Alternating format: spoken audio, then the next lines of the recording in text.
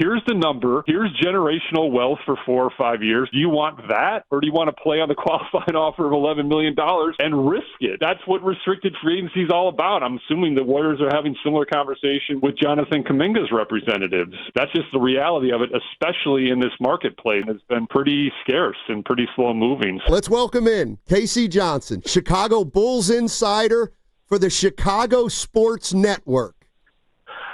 My man, he got it right. Oh, sweet. What's up, Casey? How you doing, man? How's life in the Bay Area? One of my favorite places in the country. I love that place. Yeah, it's doing well. Let me, we got stuff brewing with Jonathan Kuminga, a restricted free agent. He's one of the few that didn't get extended last summer. Josh Giddey of the Bulls also didn't get extended last summer. If I were to just say, hey, KC, what's going on with Josh Giddey? How would you answer that? I would answer that he was the highest member of that draft class not to get extended last fall, so he beats Jonathan Kuminga in that department. But look, it's a slow, restricted free agency market for a lot of reasons, the biggest of which only the Brooklyn Nets had max salary cap space entering free agency, and they moved right into that with the acquisition of Michael Porter Jr. from the Denver Nuggets. So there's just not any offer sheets to sign out there. Now, obviously, sign and trade discussions can take place with teams, but I've heard very little on that front regarding either Josh Giddey or Jonathan Kuminga. And look, the Bulls are being smart. They recognize they have the power because they have matching rights, and they realize it's a slow-moving marketplace, and they're obviously trying to get him on a team-friendly deal. This is not to say that they don't like Josh Giddey, because they do. They traded Alex Caruso for him. It's to say that they're trying to be prudent and judicious and smart as they enter this offseason. Casey, always a pleasure to talk to you, man. And I just got to share with you, what are the Bulls trying to do? Where are they at now? And I got a man crush on Coby White, and I was telling Steiny and the listeners here, one, your thoughts on Kuminga, and if they were to do some type of crazy sign and trade, how could the Bulls not want Coby White? Well, I think the Bulls do want Coby White. I think, there's been some chatter about him being available. I have not heard that from the people that I talked to. So, he's in an interesting situation because he's outplayed the team-friendly deal that he's on that came out of his own restricted free agency a couple of years ago. And the Bulls would love to extend him this offseason because the CBA rules prohibit Coby from getting 140% raise beyond 140%. So that would be another team-friendly deal. Coby's not going to do that. He's going to hit unrestricted free agency next summer, but the Bulls still can re-sign him then. And everything I've been led to believe is that the Bulls still value him highly internally. The Bulls are going through a change, obviously. It started with last summer with the trade of Caruso for Giddey, and then the sign and trade of DeMar DeRozan, and then obviously moved Zach LaVine during the season. So they're trying to kind of retool on the fly, stay competitive, get younger, and rebuild that way. It's hard to do. They're kind of loosely using the Indiana Pacers as their role model, trying to build out a roster 9 or 10 deep, but the Pacers obviously have two dudes in Siakam and Halliburton, although the latter obviously is in just a really sad situation right now, but I predict he'll come back. So we'll see. I mean, Coby and Giddey are kind of the faces of the franchises. Modest Buzelis is another nice piece, and then we'll see where it goes. It feels to me like over the last year or so, KC, like the Warriors and Bulls have been linked, whether it's Levine's name came up out here. Lonzo Ball's name came up out here. And the name that's always come up out here is Vucevic. Where are the Bulls with him right now? I know he's got one more year left. Yeah, so I've been told, because you're absolutely right, Steiny, these teams have been linked quite a bit in the last couple of years. And I was told that before the Warriors moved in on and realized they could get Butler, I heard that they were pretty, in some pretty substantive talks with the Bulls regarding LaVine, and that Vucevic might have even been involved in that deal. I've since heard that the Warriors' interest in Vucevic has cooled a little bit. I think he'd be a great fit there. I don't know what kind of, draft capital they have remaining to trade, because that's what the Bulls would be looking for in return.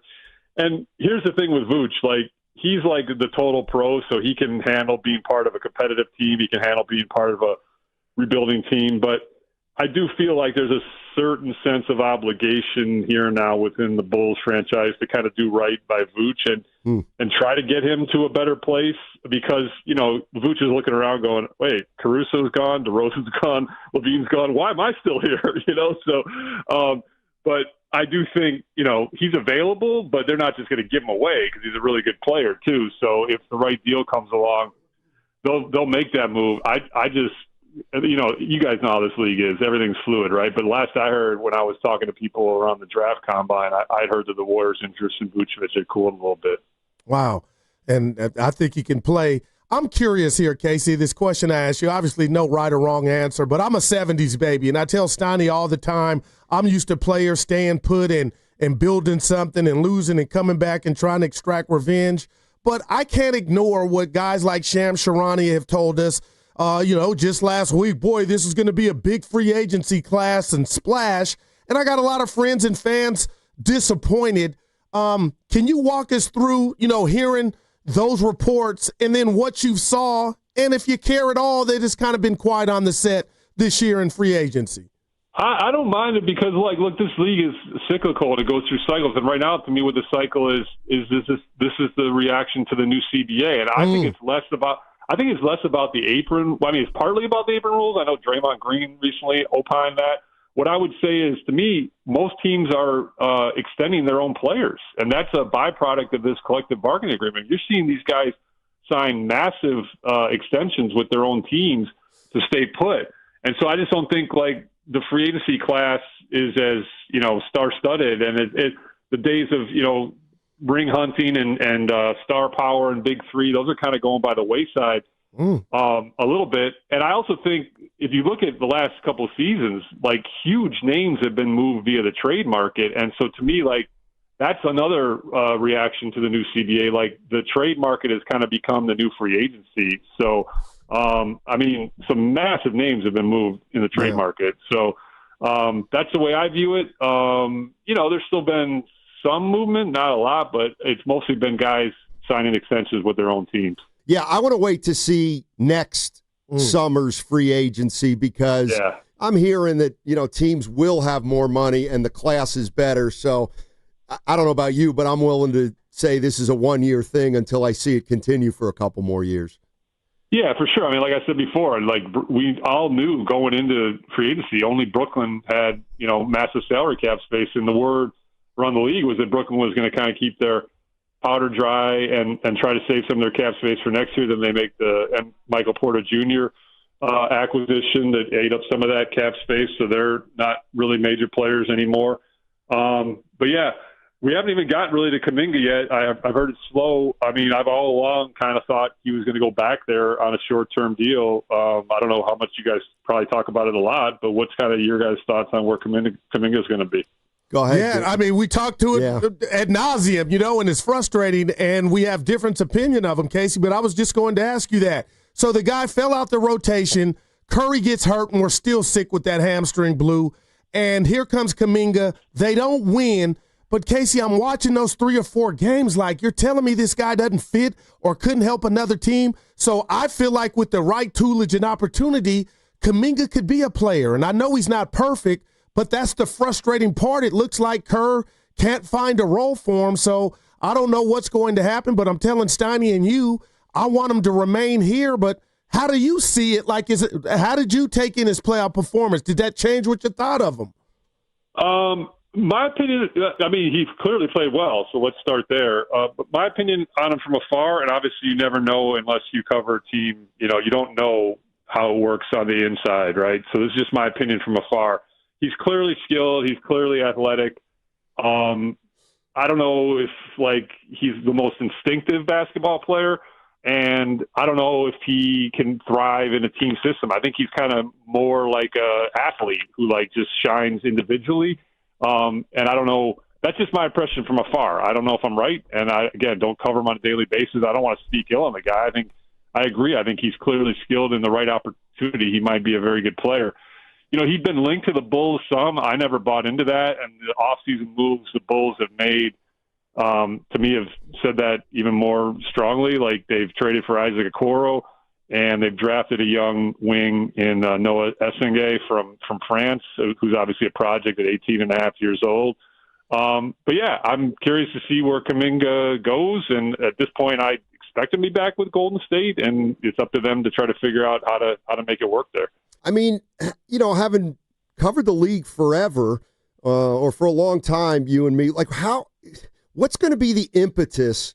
Let's just talk about Giddey. What is going to be the impetus to him either, getting a deal or getting moved? Like, what is going to be the thing that moves this thing? And I would assume it'll work for Kuminga too.